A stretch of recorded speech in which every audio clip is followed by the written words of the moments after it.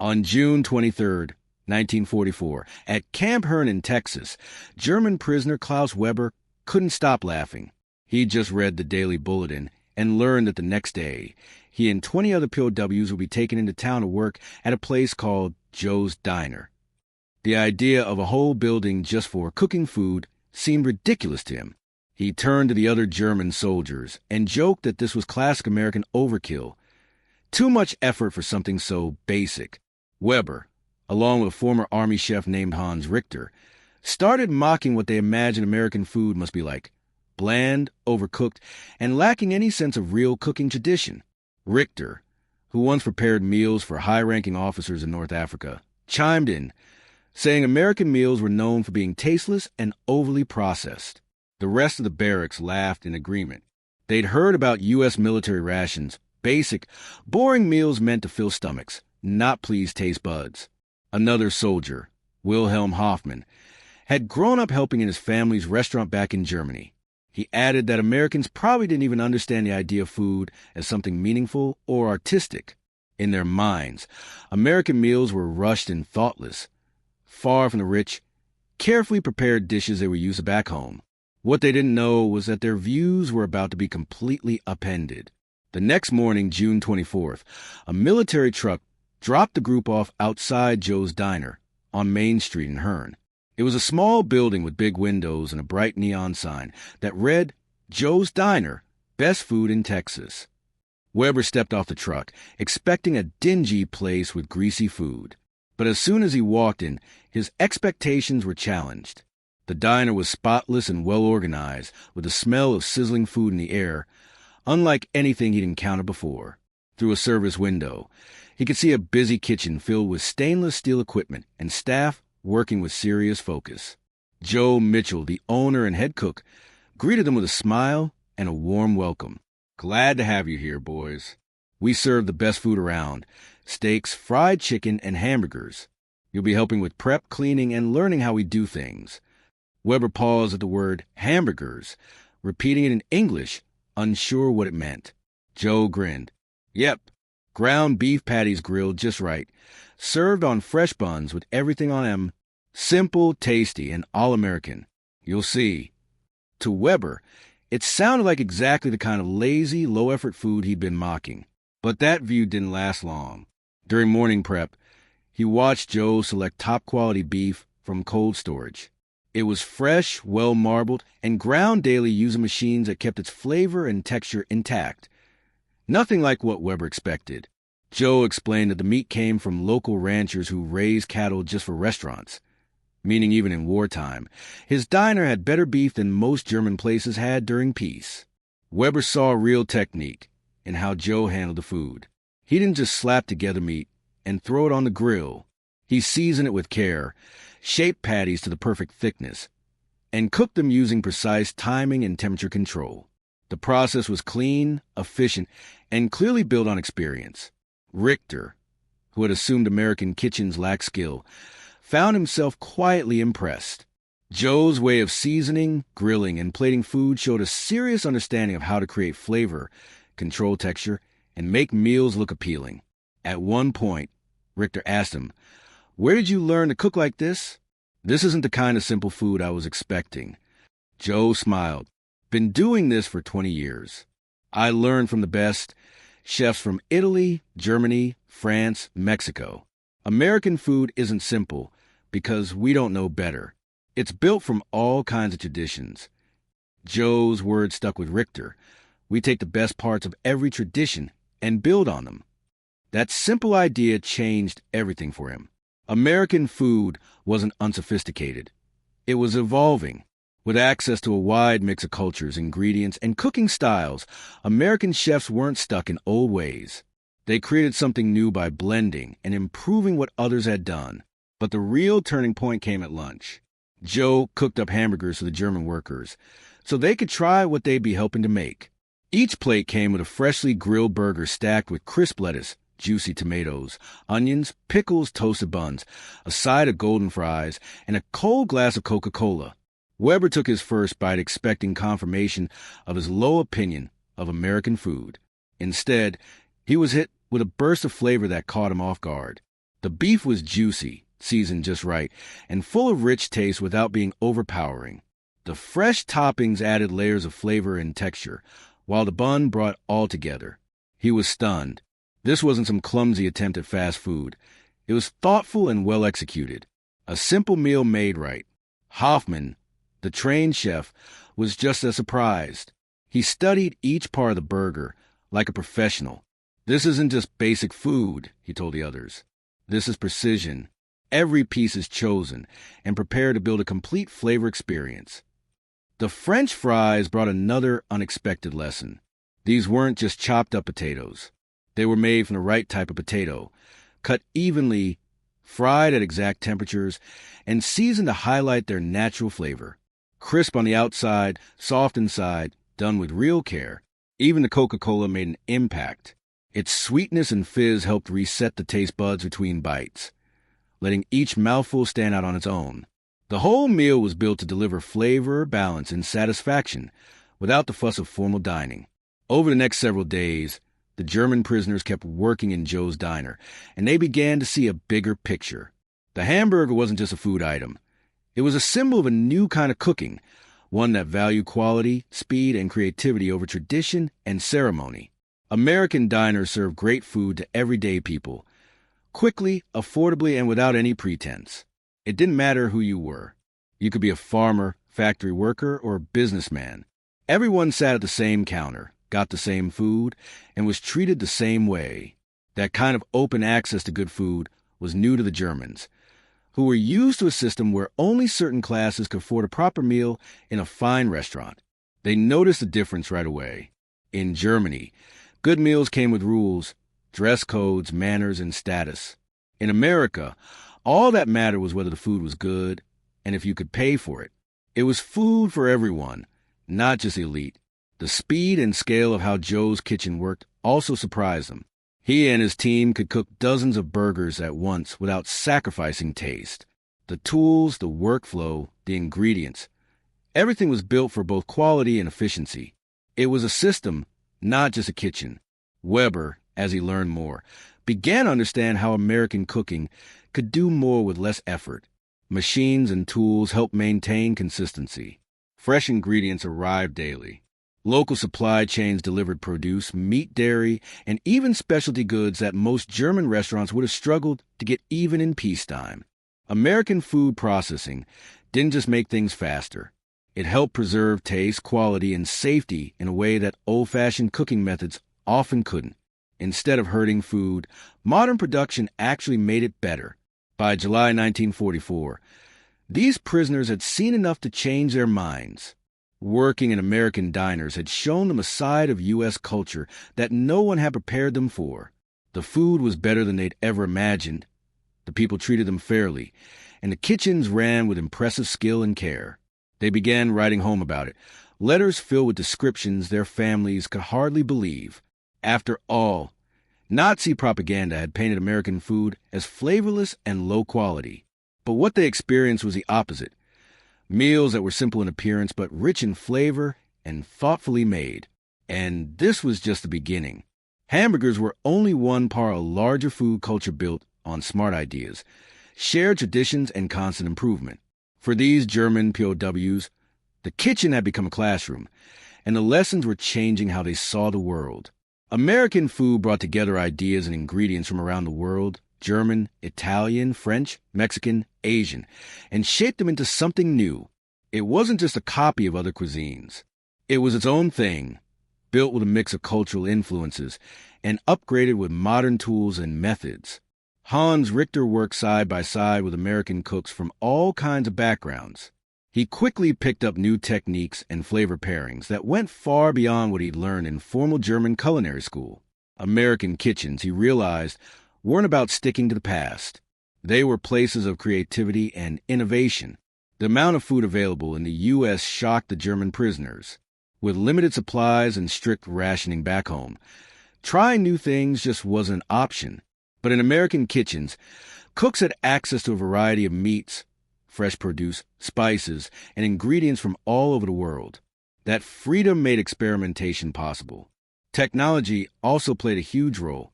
Refrigeration, precision heat controls, and specialized tools made cooking safer, faster, and more consistent. American restaurants used these advancements to do things that German kitchens simply couldn't match. It wasn't just about convenience.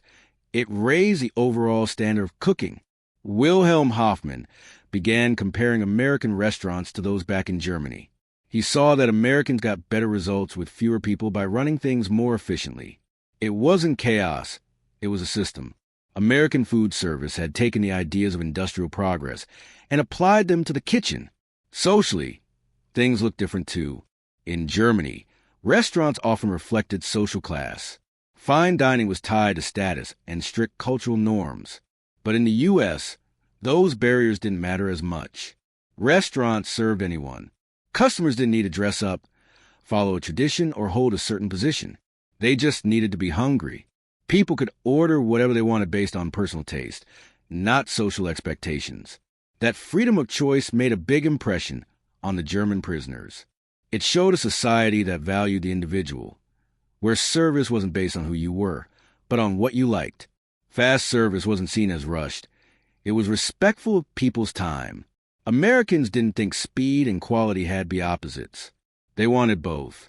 And in many cases, they got it. The systems in place were built to deliver good meals quickly, with a focus on customer happiness, not formality. Over time, the German workers noticed something deeper. American food service was built around value, providing a good meal for a fair price, not demanding special treatment or relying on strict rules. Businesses competed to please their customers. That competition pushed everyone to do better. Unlike the controlled, ration systems in Germany, America's open market approach led to constant improvement. Restaurants didn't survive by following state orders. They survived by keeping people coming back. And the prices? That surprised the Germans the most. Tasty, well-made meals were affordable, even for regular workers. A simple wage could get you a full plate at a diner. In Germany, even when times were good, restaurant meals were a luxury. In the U.S., they were normal. It wasn't just the quality, it was the access. That level of availability showed a different kind of success, one based on making life better for everyday people. For the German POWs, the hamburger became more than just a food item.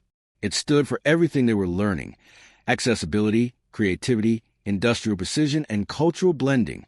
By August 1944, Klaus Weber was writing home about it. The American hamburger, he explained to his family, isn't simple food. It's a carefully crafted experience built from quality ingredients and smart preparation. American cuisine isn't about following tradition. It's about improving things. It's not exclusive. It's for everyone. Their time working in American kitchens opened their eyes to more than just food. They were witnessing an entire system based on innovation, efficiency, and individual choice. Things they hadn't seen in Germany's structured, status-focused society. What seemed like crude American cooking at first turned out to be something much smarter, streamlined, effective, and deeply satisfying. Simplicity wasn't a flaw. It was a result of thoughtful design. Behind the meals was a network: farming, food production, delivery systems, all working together to bring fresh, quality food to restaurants every day. The scale and organization of it was far beyond anything they'd known. By fall 1944, German POWs working in American food service had learned more than any textbook or propaganda could ever teach. Through everyday meals and hands-on work, they gained a clear picture how American values shaped not just culture, but capability. And it all started with something as ordinary and extraordinary as a hamburger. As the German prisoners spent more time working in American kitchens, something deeper started to take shape. From farming to factory processing to the way restaurants serve meals, the entire U.S. food system ran like a well-oiled machine. And it didn't just work. It worked better than anything they had seen back home. They began to question things they'd once believed without doubt. Maybe German traditions weren't always strengths. Maybe, in some cases, they held progress back. What they first saw as America's lack of tradition was now beginning to look like freedom. The freedom to try new things, to improve, and to move forward. This shift wasn't just about food. It started to reshape how they thought about authority, culture, and individual freedom. Choosing what to eat based on personal preference, instead of social rules, offer a small but powerful glimpse into how American society operated. It was freedom in action at the most everyday level. As winter approached, these experiences added up. Working in American diners had given the prisoners more than skills. It gave them a new way of seeing the world. The hamburger, of all things, had become a symbol, not just of great food, but of American values: creativity, accessibility, and personal choice. And the influence didn't stop there. Long after the war ended, these lessons continued shaping lives. Many of the German prisoners returned home with a new mindset, and they put it to use. Some brought back what they'd learned and used it to help rebuild post-war Germany in ways that reflected what they'd seen in the U.S. Klaus Weber returned to Bavaria in 1946. A few years later, he opened Germany's first American-style diner. It served hamburgers, ran with efficient service, and welcomed everyone. His motto helped change how German restaurants operated during the 1950s. Speaking to local business leaders, Weber said it clearly: good food doesn't need tradition or ceremony. It needs care, quality, and respect for the customer. Hans Richter went back to Munich and helped bring American kitchen systems into German restaurants. He introduced new tools, new techniques, and a more efficient way of working. These ideas influenced not just menus, but also how German chefs were trained. Even large-scale recovery efforts, like the Marshall Plan, were supported by returning prisoners who had seen the value of American business methods firsthand. Their stories gave credibility to the idea that innovation and open markets could work in Germany. 2. Consumer culture in post-war Germany didn't just appear overnight. It was shaped, in part, by men who had flipped burgers in Texas and come home with a new way of thinking. They talked about the variety, the quality, and the sheer availability of American food, something made possible by a system that prized innovation and competition over rigid control. Bit by bit, American ideas took root in German food culture. Hamburgers, fast service, and open dining became more common, especially as the economy grew during the 1950s and 60s. Germany didn't throw away its traditions, but it adapted. It created a blend. Old values mixed with new methods, tradition meeting innovation. What started as a cultural curiosity had become a national shift. The long-term impact of those early food experiences showed that something as simple as a meal could spark lasting change. It proved that powerful lessons didn't always come from politics or policy. They could come from a plate of food, served hot and fresh. Today, hamburgers are a normal part of German life. With over 1,400 McDonald's locations and countless local spots serving their own take, the once-dismissed American meal has become a familiar favorite. But behind that popular acceptance is a story of transformation, one that started in wartime, inside a diner, between former enemies. Organizations like the German-American Culinary Exchange Foundation now keep records of how former POWs helped reshape Germany's food culture. One display features a quote from Klaus Weber's memoir: "When I bit into my first American hamburger, I thought I was about to prove our superiority.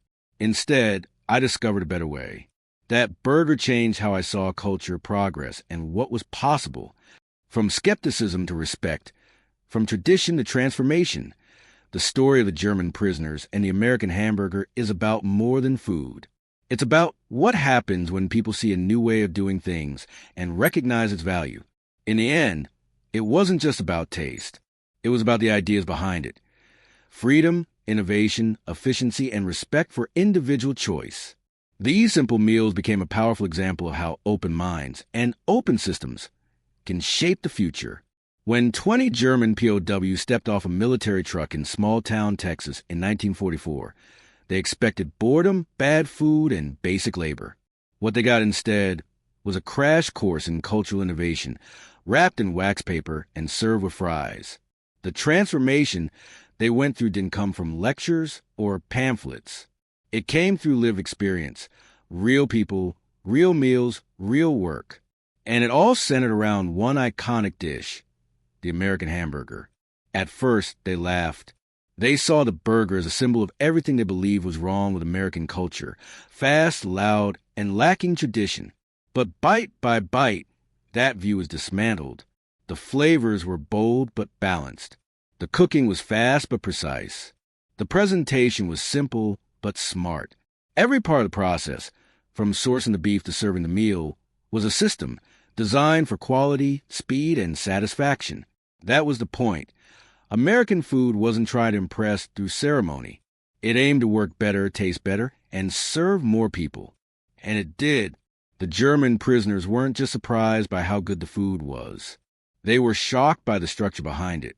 They saw how American kitchens ran on efficiency, not status. They saw customers from all walks of life, workers, farmers, shopkeepers, eating side by side. They saw how choices on the menu weren't dictated by class or tradition, but by what people actually wanted. They began to realize something simple but powerful. Freedom works, not just in politics or economics, but in everyday things, like what's for lunch, the freedom to innovate, to challenge old methods, to serve the many instead of impress the few. That was the real difference. And when the war ended, they didn't leave those lessons behind. Back in post-war Germany, some of those same men carried the ideas they'd learned in American diners into a country trying to rebuild itself. They didn't just remember the taste of hamburgers. They remembered the values behind them. Fast, affordable, good food for anyone, not just for those with money or connections. Klaus Weber and Hans Richter weren't just former soldiers. They became cultural bridges. They opened restaurants, changed menus, introduced efficiency into kitchen workflows, and helped modernize how food was served and who it was for. They helped turn Germany into a place where tradition and innovation could live side by side. They showed that cultural transformation doesn't always need to be loud or dramatic. Sometimes it happens quietly, through everyday routine, small conversations, and unexpected discoveries. In this case, the hamburger became a lens through which these men saw something bigger, a society that worked differently and in many ways better than what they'd known. The impact of those experiences spread far beyond the walls of any one diner. They influenced how German restaurants operated, how businesses served customers, and how people thought about the role of culture in daily life. They helped build a new approach to food, one that didn't discard the past, but wasn't afraid to do things differently. This story isn't about American superiority. It's about the power of openness. It's about what happens when people from different backgrounds share space, ideas, and meals. It's about recognizing value in places you didn't expect to find it, and having the humility to admit when you were wrong. What started as ridicule turned into respect. What began as forced labor became personal growth. What looked like a simple job ended up reshaping identities, values, and futures. And that's the real story behind the hamburger. Not just a sandwich, but a symbol of possibility, of what can happen when systems are built for everyone, not just the privileged, of how innovation often looks simple until you understand the design behind it. Today, hamburgers are everywhere in Germany, but it's not just about fast food chains or American influence. It's about how one generation of men learned to see the world differently, through taste, through work, and through the quiet, powerful experience of being welcomed into a different way of doing things. In the end, the most surprising thing wasn't how good the food was. It was how good the ideas behind it were. And for the men who lived that change, it wasn't just a meal. It was a moment,